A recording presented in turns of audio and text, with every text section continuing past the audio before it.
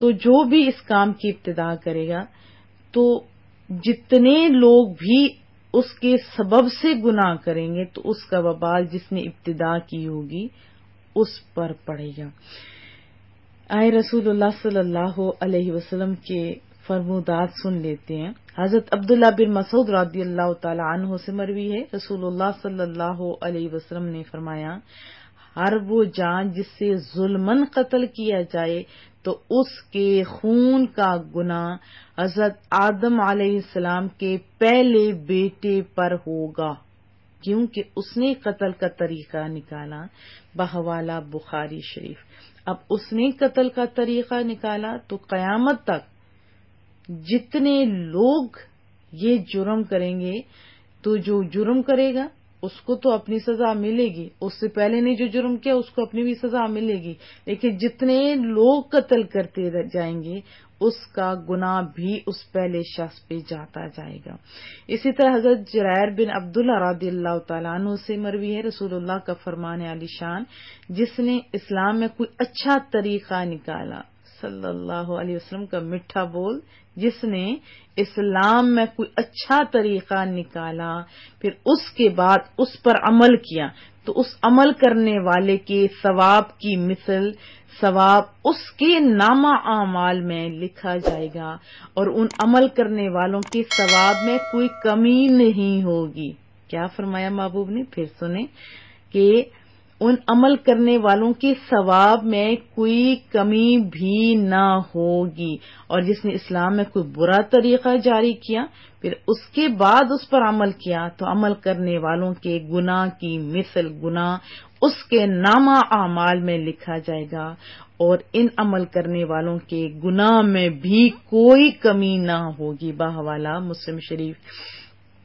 تو جن لوگوں نے کسی اچھے کام کی ابتدا کی وہ تو لکی ٹھہرے، جیسے بہت سارے لوگ ہیں رسول اللہ صلی اللہ علیہ وسلم کی محبت کو اجاگر کرنے کے لیے میلاد شریف کرتے ہیں، وہ کیا رسول اللہ صلی اللہ علیہ وسلم کی محبت کو بڑھانے کے لیے کرتے ہیں نا، بچوں کے اندر محبت پیدا کرنے کے لیے کرتے ہیں۔ اسی طرح لوگ سیرت کے بھی جلسے کر دیں یا کوئی بھی ایسا عمل ہو جس میں رسول اللہ کی محبت میں اضافہ ممکن ہو یا جاری کرنے کا ایک اچھا طریقہ ہو تو اس کا ثواب جس نے ابتدا کی اس کو ملے گا۔ حالانکہ یہ تذکرہ مصطفیٰ تو رسول اللہ صلی اللہ علیہ وسلم کے دور اختر سے چلا آ رہا ہے، رسول اللہ صلی اللہ علیہ وسلم نے اپنی زبان سے بھی کیا، صحابہ کرام نے بھی کیا، لیکن بعد میں جب مان پڑتا گیا تو پھر نیک ایک طریقے کے ساتھ لوگوں نے جاری کر دیا، تو یہ بھی تو ایک محبتوں کا ہے یہ ہے نا سلسلہ۔ اسی طرح جو رمضان کے آخری دن آخری جمعہ جو ہوتا ہے اس کے اندر قضائے عمری پڑھتے ہیں، یہ ایک برا طریقہ ہے، اور جس نے ابتدا کی اس کو تو گناہ ہوا ہی ہوا، تو جب تک لوگ کرتے جائیں گے ان کو بھی گناہ ہوگا۔ اور بھی آپ مثالیں ڈھونڈ سکتے ہیں۔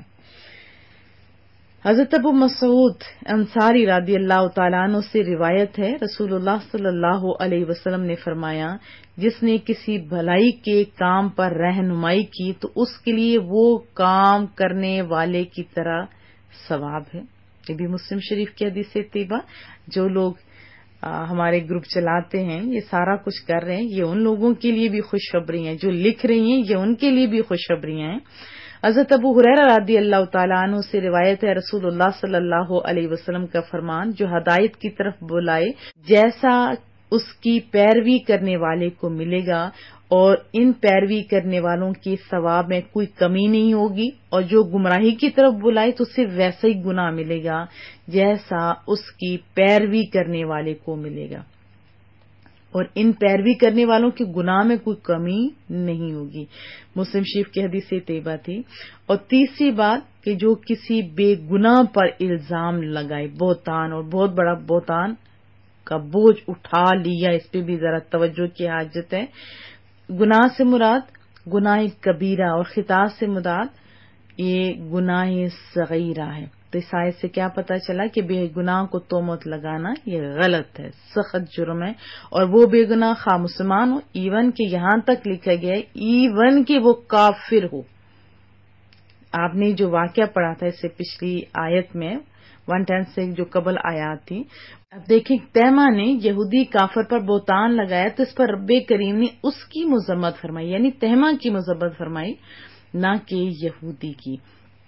حضرت ابو دردہ رضی اللہ تعالیٰ عنہ سے مروی ہے، رسول اللہ صلی اللہ علیہ وسلم نے فرمایا، جس نے کسی کی کوئی ایسی بات ذکر کی جو اس میں نہیں، تاکہ اس کے ذریعے، اس بات کے ذریعے اس بندے کو عیب زدہ کرے، تو اللہ تعالیٰ اس بندے کو جہنم میں قید کرے گا یہاں تک کہ وہ اپنی کہی ہوئی بات ثابت کر دے۔ اس سے مراد کیا ہے کہ طویل عرصے تک وہ عذاب میں مبتلا رہے گا۔ معجم الاوسط کی حدیث اتباع حضرت عمر بن العاص سے مروی ہے، رسول اللہ صلی اللہ علیہ وسلم نے فرمایا، جس مرد یا عورت نے اپنی لونڈی کو، اپنی نوکرانی کو، اپنی لونڈیا کو غصے میں یا جیسے بھی کہا اے زانیہ، جبکہ اس لڑکی نے، یعنی وہ زانیہ نہیں ہے، جبکہ اس کے زنا سے آگاہ نہ ہو، تو قیامت کے دن وہ لونڈی اس اپنے جو مالک ہوگا انہیں کوڑے لگائے گی، کیونکہ دنیا میں ان کے لیے کوئی حد نہیں۔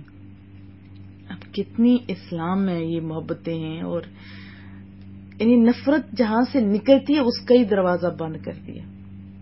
تو اس آیت سے بھی کیا پتہ چلا کہ بہتان لگانا حرام ہے، جرم ہے، اور یہ دیکھیں اسلام کے اعلی اخلاقی اصولوں کا علم کا بھی آپ کا اندازہ ہوا کہ اسلام میں انسانی حقوق کو کس قدر پاس اور لحاظ ہے، ایون کہ کوئی کافر بھی ہو تو اس کو بھی رسوا نہیں کیا جائے گا۔ اور اگر کوئی نوکرانیاں جیسے ہوتے ہیں، یہ تو اللہ کی اپنی عنایت ہے نا، کسی کو کسی گھر میں پیدا کر دے، کسی کو کوئی چیز سے نواز دے، کسی کو کمی کر دے، لیکن وہ کمی نہیں کرتا، یاد رکھیے۔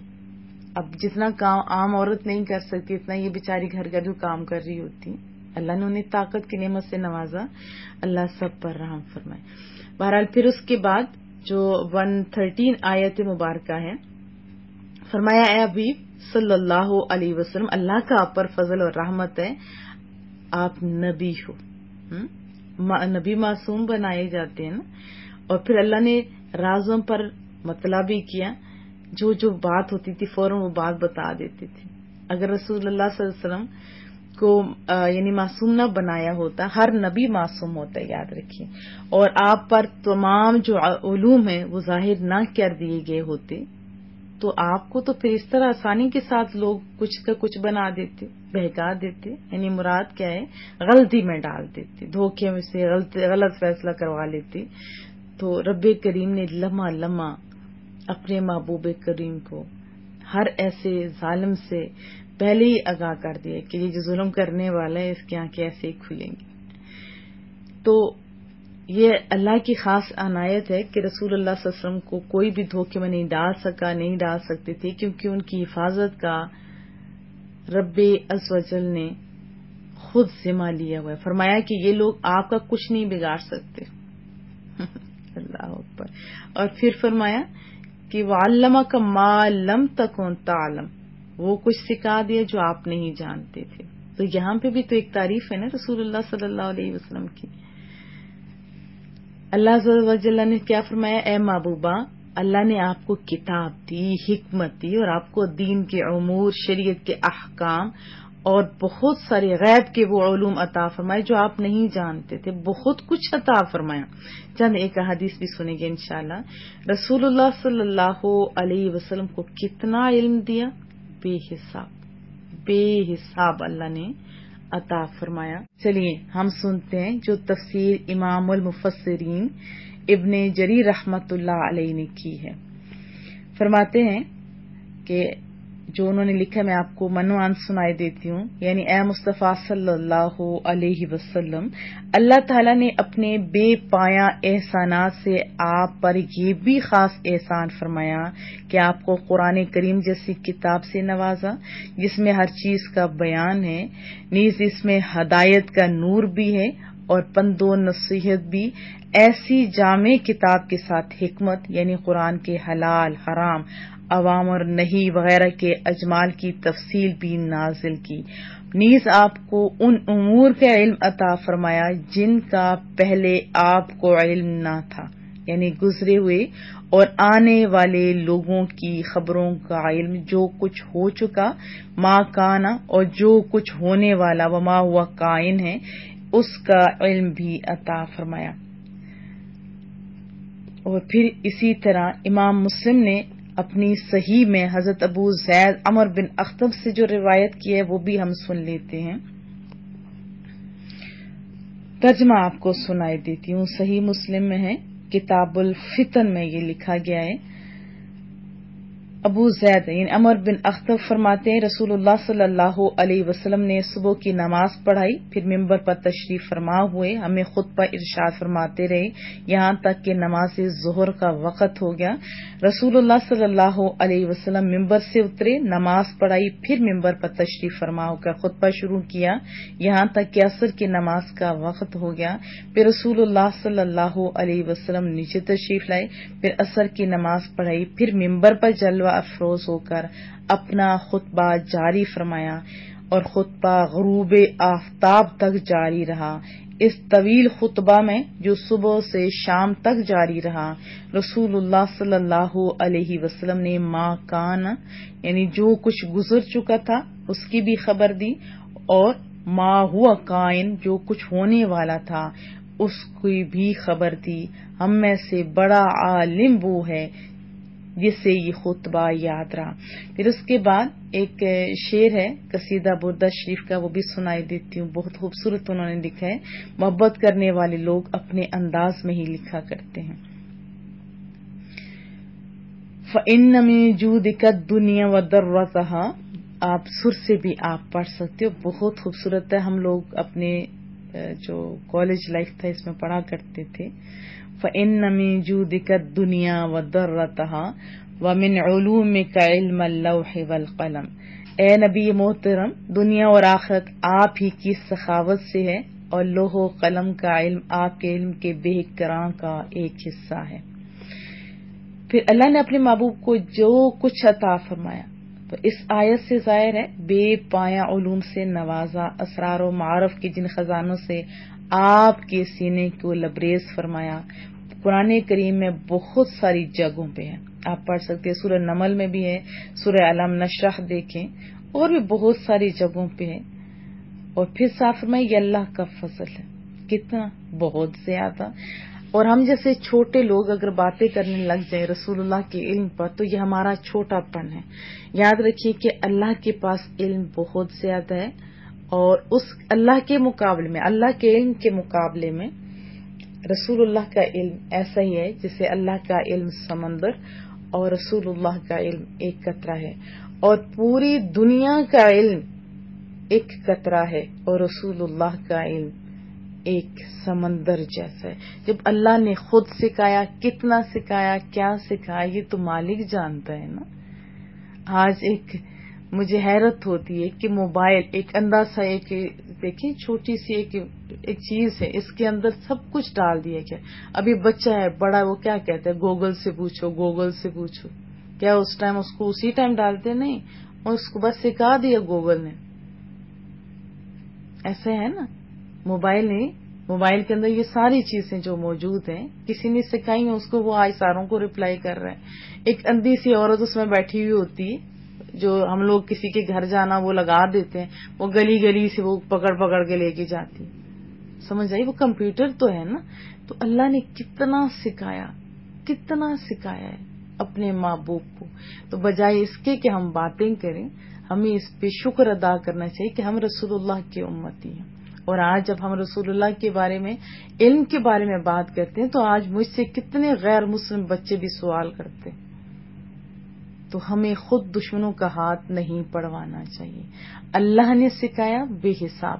یہ بھی یاد رکھیں کہ ہمارے درمیان کوئی اختلاف نہیں ہے، بس یہ آگ لگانے والوں نے آگ لگا دی. سب کا یہی عقیدہ ہے کہ اللہ کا علم ذاتی ہے، اور باقی رسول اللہ کے پاس جو علم ہے وہ اللہ کی عطا سے، اللہ دینے والے، وہ دے سکتے ہیں. ان آیات کو اگر آپ اپنی آنکھیں کھول کے، دماغ کی کھڑکیاں کھول کے پڑھیں تو یہاں سے تو آپ کو بہت سارے سوالات کا جواب مل جائے گا. اور پھر ہم آپس میں ایک دوسرے سے محبت کریں گے. آج کتنی دکھ کی بات ہے کہ جو اپنے خاندان کی لمبی چھوڑتے جھوٹ موٹ کیا اور یہاں سچ کی بھی بات بھی نہ مانے اور رسول اللہ کے علم پر اعتراض کرنا، یہ ہمیں زیبا نہیں ہے. جس کو رب سکھائے کتنا سکھایا اللہ جانتے ہیں. اللہ سمجھنے کی توفیق عطا فرمائے. دعاؤں کی درخواست رہے گی. السلام علیکم ورحمۃ اللہ وبرکاتہ.